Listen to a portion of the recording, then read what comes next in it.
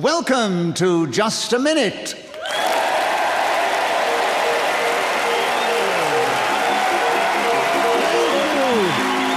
Thank you. Hello, my name is Nicholas Parsons, and as the minute waltz fades away, once more it's my huge pleasure to welcome our many listeners, not only in this country, but throughout the world. But to welcome to the program this week 4 distinctive and diverse personalities who are going to play Just a Minute. And they are seated on my right. We have great pleasure in welcoming back that outstanding comedian and fine exponent of this game, Paul Merton. And seated beside him, we have representing the distaff side, that lovely actress and comedy performer, Sue Perkins. And seated on my left, we have another, most irrepressible, engaging comedian and presenter, that is Graham Norton. And beside him, another fine comedy performer and a comedy writer, Tony Hawks. Would you please welcome all 4 of them? And as usual, I am going to ask them to speak on a subject that I will give them, and they will try and do that without hesitation, repetition, or deviation. Beside me sits Trudy Stevens, who's going to help me with the score, and she'll blow a whistle when the 60 seconds have elapsed. And this particular edition of Just a Minute is coming from the Colston Hall in that fine city of Bristol. And as you can hear, we have a fine Bristol audience in front of us here. Oh, I know this tone well, a city from my youth. And they're all just eager and ready for us to get started. Are they from Northumberland? So we'll start with Graham Norton. Why not? Oh, Graham, we've got a subject here for you to start with, because last time you were in Just a Minute, you went off at some length about monkeys. So the producer has thought of this subject for you to start the show. Brass monkeys. Could you tell us something about that subject in this game, starting now? Although brass monkeys are not as cute or entertaining as real monkeys when having a tea party, they are undoubtedly easier to clean. Take an old bit of curtain and a can of brass out to an actual chimp. They won't thank you, no. In fact, it will turn into an incident of carnage. And they have teeth, those chimps. But that's not brass monkeys. No. Sue Perkins' challenge. Was there repetition of chimps? Yes, you did talk about the chimps Was before. it chimp and chimps? You said chimpanzees before, didn't you? No, he said chimp and then chimps. Yeah. Yeah, that. You get these sharp challenges from those who play the game a lot. No, it was chimp and chimps, so it's a single and a plural. So he wasn't repeating anything. Graham is an incorrect challenge. You point to you, and you keep the subject, and there are 39 seconds still available. Brass monkeys starting now. On boats in the olden days, brass monkeys were what you put your cannonballs on. And when it was cold, something would happen, I don't really understand it. And those things that you would put in a cannon, which is different from the other thing I said, because that's all one word, I'm pretty sure, they'd fall off. Hence the expression... Tony Hawks' challenge. Sorry, I thought he was hesitating, but I don't think he did. No, I think he was going. I don't think so. No? Sue Perkins, you want to... Did he put something in twice? Yes, he did. Is that a fair cop, Graham? But you know Graham's Anyone nature. thinks I'm listening to myself. I don't know. So he did, but your challenge came too late, because Tony's first was an incorrect one. So... Yeah. Can I change mine to repetition of put? No, it's too late now, sorry. So, Graham, another incorrect challenge, another point to you. Keep going on brass monkeys for 19 seconds if you can, starting now. Brass monkeys, look at them shine as they fly through the trees. It is very rare to see them. Sue challenge. How exactly does a brass monkey fly? Right. A You brass throw monkey. it. No. Graham, that is perfectly possible, but I think logically Sue's challenge is correct. In other words, she has the benefit of the doubt, and no. Don't turn on me now. Talking. Listen, audience, don't be too partisan. To justify my decision, he did not justify during the round that you throw it to fly through the trees. He didn't justify it. That was after she had challenged. So it is entirely fair that Sue Perkins has the thing. And if you're going to start making those sort of noises, there'll be problems. Right, so Sue, you have the subject of brass monkeys. 14 seconds, starting now. Whilst walking through the jungle, I was hit on the head by what appeared to be a flying monkey. I was... Graham challenge. This is nonsense. Graham, it may seem nonsense, but she did preface it by saying what appeared to be a flying monkey. You So see again- where you went wrong? Yes. Yes, so I'm a fool. we have to be fair to Sue again. Say a point for you for a correct challenge, Sue. 9 seconds on brass monkeys starting now. However ridiculous it was, at the end of this projectile of a chimpanzee nature, I noticed Graham Norton skulking in the bushes, firing with a catapult a selection of knickknacks. Paul, you challenged. I mean, we didn't really establish that these were brass monkeys, did we? We just had monkey before, so it's not really brass monkey, so it's not on the subject, so it's deviation. Yes, we're on the subject of chimpanzees. I tell you, that Listen, I've got to speak to the audience here. If you're going to boo every challenge... I thought that was an impressed ooh. I don't think they thought, oh, quel challenge. We're not doing this for your benefit, you know. Well, we are. I think, as always... We'll do it in the car outside. Yeah. No, Paul, I think it's a justified challenge of deviation. So you take over the subject. There's half a second to go. And you have brass monkeys starting now. You shouldn't put bras on monkeys.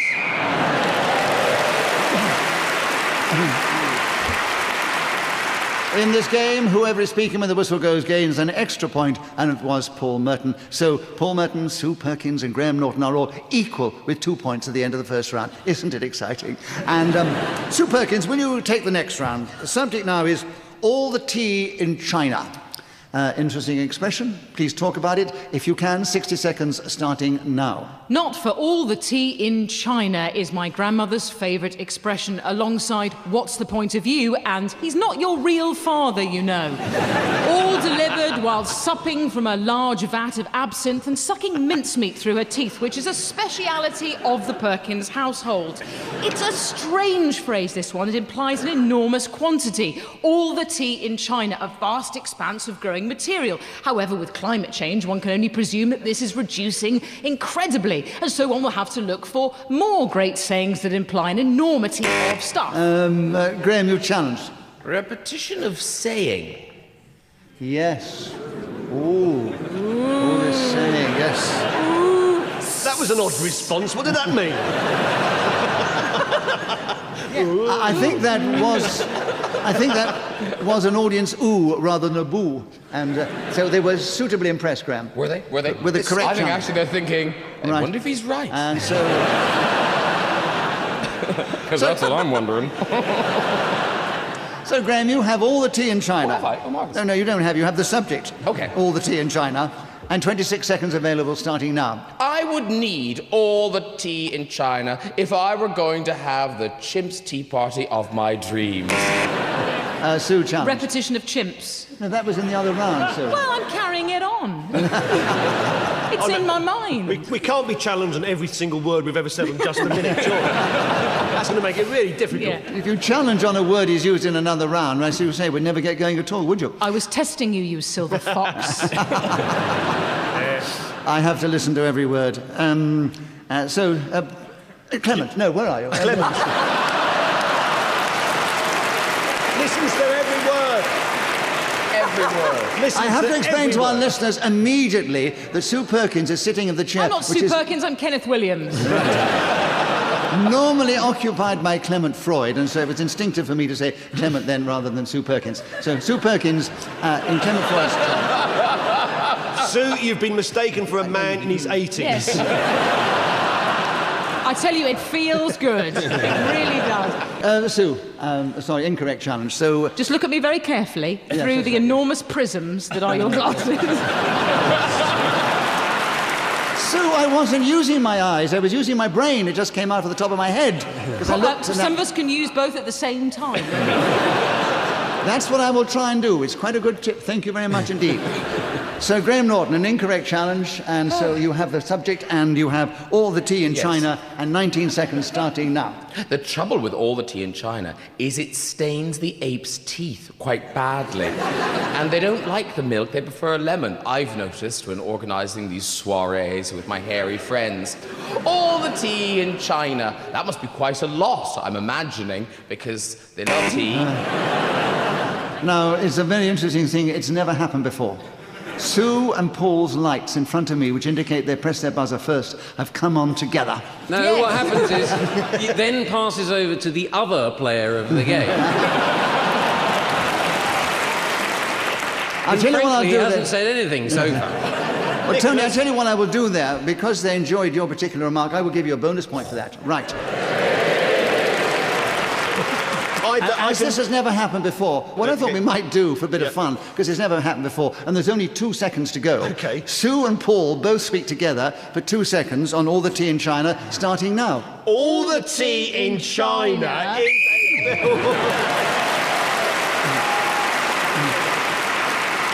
So Sue Perkins and Paul Merton were both speaking together as the whistle went, and they both get a bonus point for doing so. And at the end of that round, Graham Norton's in the lead, just one ahead of Sue and Paul, and then comes Tony. And Graham, back with you to begin. The subject now is Guerrilla Tactics. I'm delighted. Will you tell us something about Guerrilla Tactics, starting now? Gorillas are fascinating apes. Not as cute as a chimp, but still nice. I'm not quite sure what their tactics are for, but they obviously include picking... Tony challenge. Was there a hesitation? Yeah, there was a little hesitation there, I think, Tony. That's my first challenge. I apologise to Graham. I had to be completely mean. Yes, there. no, absolutely. Otherwise, No, in danger of... He'll give you the benefit of the doubt. And I I'll was in danger of getting the 20 grand fee and not saying much. It rarely happens when you appear on the show, Tony, but you held yourself back remarkably well up to this point, and you have 50 seconds now to tell us something about Guerrilla Tactics, starting now. I have 2 brass gorillas, and I keep them up in the loft with the monkeys that are made of a similar material, and they like to play chess using very clever tactics. They take the pawn, move it forward 2 spaces, the other one sits there appreciatively. Graham challenge. Now, repetition of 2. I'm pretty sure I'm right here. Yes, he did repeat 2. Yeah. Did I? Yes, you There were did. 2 of the brass gorillas. And I'm not allowed to do that. No, Is it- you're not to do that. Oh, Sue, yes. Is it just the opening move you're allowed to move it forward to? I Yeah. mean, obviously your first gorilla would be able to do that. Your second gorilla wouldn't have that Yes, option. the whole thing was a nonsense, Tony. That's just not a very good tactic. Nobody seems to be asking how these brass gorillas are playing chess. They're made of brass. When I get the on- subject back, It I'll depends tell on you. the type of gorilla. I Yeah. mean, if you've got a chimp, then he moves like a knight, 1 to the side and 2 forward. And if it's an ape, he moves like the rook, straight up or straight across. And the queen, I know nothing about. So you had a correct challenge of repetition, Graham, and you have 36 seconds. Guerrilla Tactics, starting now. Guerrilla tactics are presumably just to get more food, so they pick their nose and pleasure themselves in attire in zoos. This is so people find them adorable, when in fact they're just huge. They scream. Why? They only eat leaves. What are they trying to frighten apart from David Attenborough? I don't understand. They are vicious creatures and they have no enemy. Paul challenge. Did we have creatures before? I don't think I said it. No, Tony talked about the creatures up in his that's why I attic. probably heard it then. So, incorrect challenge, Paul. Graham has another point, and Guerrilla Tactics still with you, Graham. 13 seconds, starting now. 13 seconds can seem like quite a long time. Paul, you challenge first. I think it was when Graham went. Oh, thanks. No, I suppose we could. That was hesitation. That was hesitation. I think yes. it was resignation. It was, and all the buzzers went, but yours came on first, Paul, thank goodness, in the sense that it gives me an easy decision.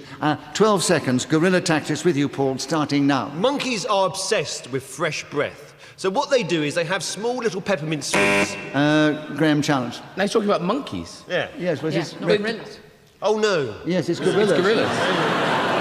So that is deviation. Yep. So you've got it back again, Great. Graham. I've taken the curse off it for you. You've got another point, and you're moving forward, you're catching Paul up, and you've got 7 seconds. Go on, Guerrilla Tactics, starting now. Sometimes in the zoo, you can see the gorillas gathering. Paul challenge. in the zoo. Repetition of zoo. You talked about the zoo before. Yes, I did. Going there. Well, let's face it, it's quite limited. It's zoo, jungle, or Tony's attic. Paul, you've gone in first. 5 seconds to go on Guerrilla Tactics, starting now. To understand guerrilla tactics in the modern age, you must go to the army. These people are specialists in security. So Paul Merton once again was speaking as the whistle went, gained that extra point, and he's still in the lead, ahead of Graham Norton in second place, then Sue Perkins, and then Tony Hawks. And Sue, we'd like you to begin the next round, and the subject is the Orchestra Pit. There's no orchestra pit here, but you know it well. Talk about it if you can. 60 seconds, starting now. The Orchestra Pit was an ancient gladiatorial arena where the emperors of Rome watched as flautists versus bassoonists in the most disgusting, vicious spectacle. The harpists would then turn up, and they were the most evil of all. The great lord ruler of the ancient... Tony challenged. I think she said evil twice. That's interesting, isn't it, everyone? You seem to be the only one here out of 1,700 people. I have to say that the evidence isn't looking too good. The audience response, unless there was collective deafness. No, I was doing a very quick recall through my mental capacities, and I didn't hear the evil repeat. We're safe as houses then. Okay, Sue, incorrect challenge. 45 seconds on the Orchestra Pit, starting now. The Orchestra Pit is a large hole in front... Graham challenged. She's talking about the orchestra put. You did say I've got a sort of Croydonian burr. But it's quite hard for people to understand. They're like poodles, aren't they? No, I don't think that's deviation from English as we understand it, so...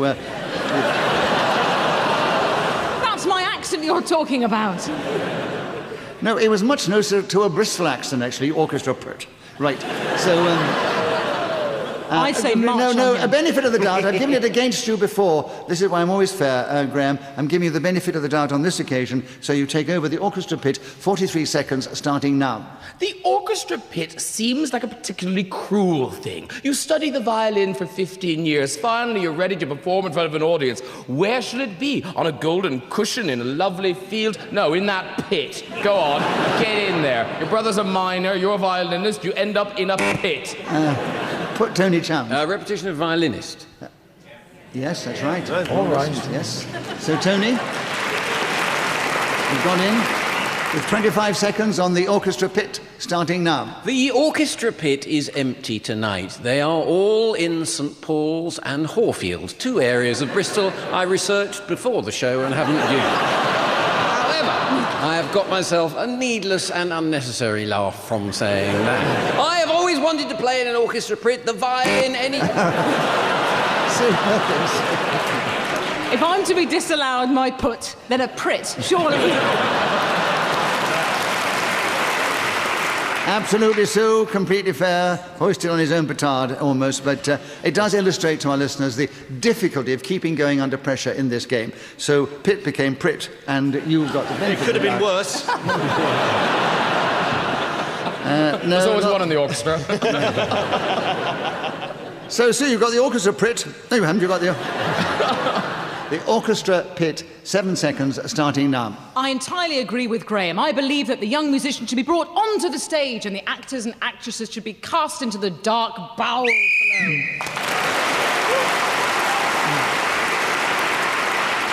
So, Sue Perkins was speaking then as the whistle went, gained that extra point.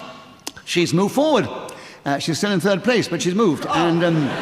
But she's only 2 behind Graham Norton, and he's a couple behind Paul Merton, and they're all 3 a few ahead of Tony Hawks. And no disrespect, Tony, because you've often triumphed in the past in this show. And Paul, we're back with you to begin, and the subject is the gold rush. Tell us something about that subject in this game, starting now. The Californian Gold Rush happened, I believe, around about the 1870s, and Charlie Chaplin made a film called The Gold Rush, which was released in 1925. And Tony challenged. No, I thought he'd repeated 19, but he was 1870s, you said the first time. Yes, 1870s, yes. Yes, no. It's one of those things, if you play regularly, they think the 19's coming up twice. Yes, I thought I was going to be clever. Yes. No. And I wasn't. So, Paul, an incorrect challenge, and you have 52 seconds to continue on the Gold Rush, starting now. When he re-released the movie in 1940... Yeah. One of the pitfalls of just a minute, dates. Tony anticipated it, but he got it right that time. Tony, you're in there with 49 seconds on the gold rush starting now. There is something of a gold rush going on in Britain at the moment with this government, who are desperate to have gold medals in the Olympics when it comes here. They are cutting money from the arts and pumping it into useless events that nobody really does, just so that they can do well in the table that comes out on the thing, the list.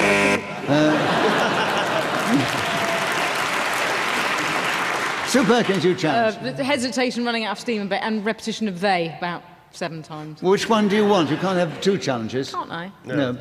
Which one? Which one do you Like think? some great show. Which one are you going to pick?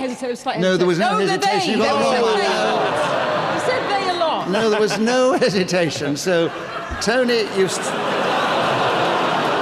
you can't whip the audience up to be all on your side. Trust me. It's not... If I have to take them out one by one and whip them, I will. You don't have to do that. They're with you anyway. But, Tony, an incorrect challenge. 30 seconds on the gold rush, starting now. When they first... To Graham challenge. Repetition of they.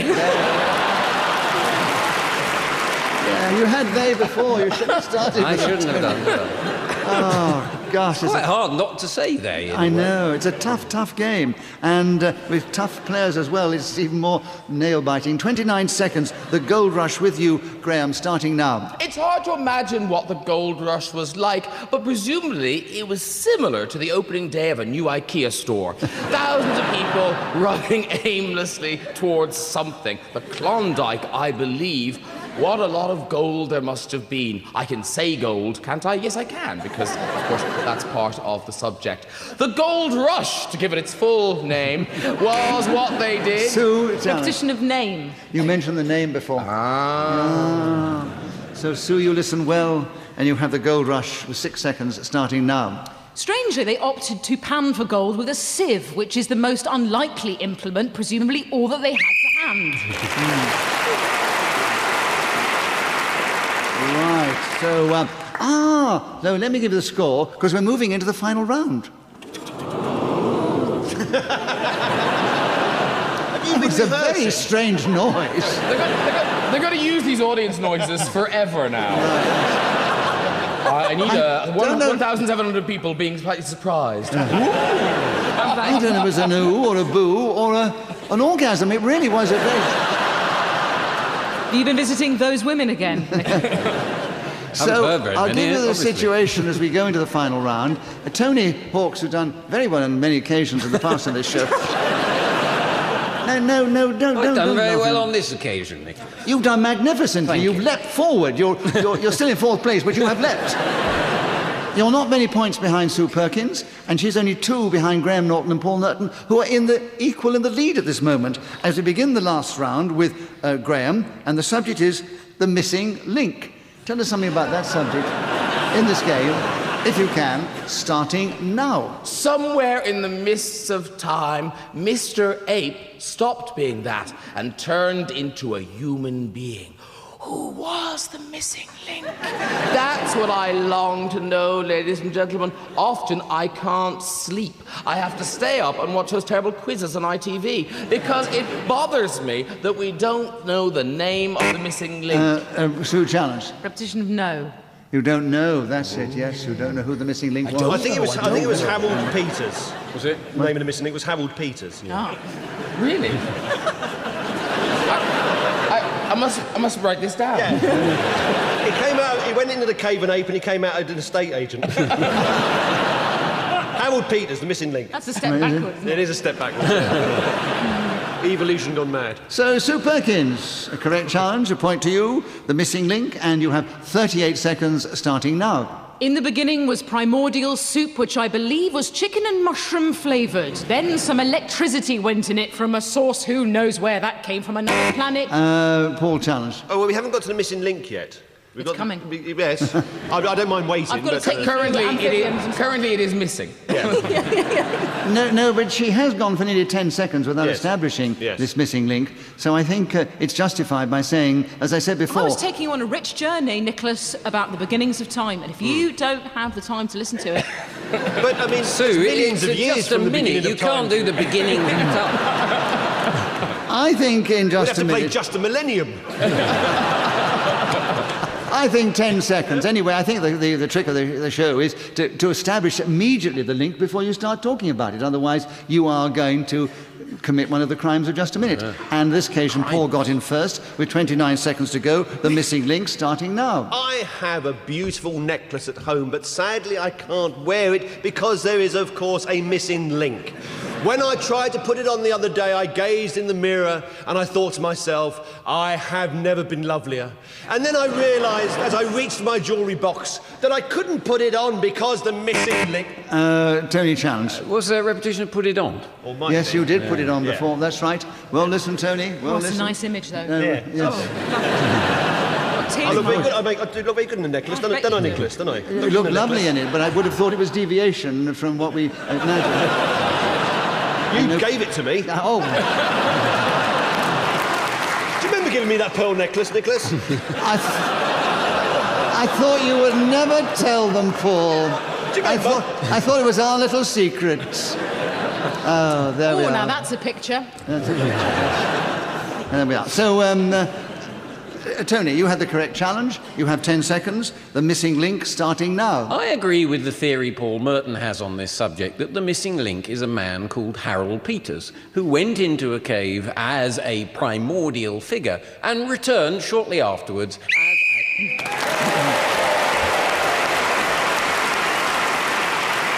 So Tony Hawks was then speaking as a whistle when gained that extra point for doing so. He has moved forward. I'll give you the final situation. It's very fair. It's very even. Only 1 point separates all four of them. So in ascending order, it was Tony Hawks, then Sue Perkins, then Graham Norton, and then one ahead, Paul Merton. So we say Paul, one ahead, makes you the winner this week. Congratulations.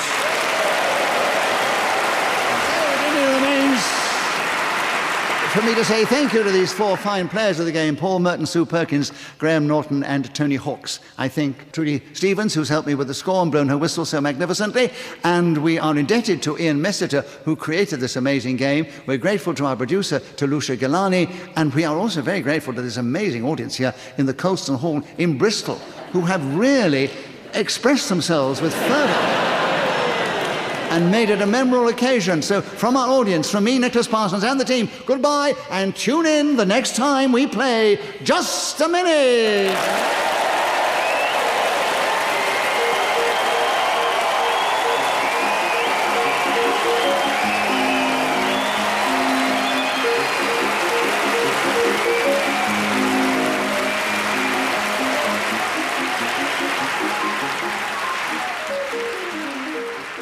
And there'll be more Just a Minute shenanigans with Nicholas Parsons at 6:30 next Monday evening, when he'll be joined by Paul Merton, Clement Freud, Marcus Brickstock and Jenny O'Clair.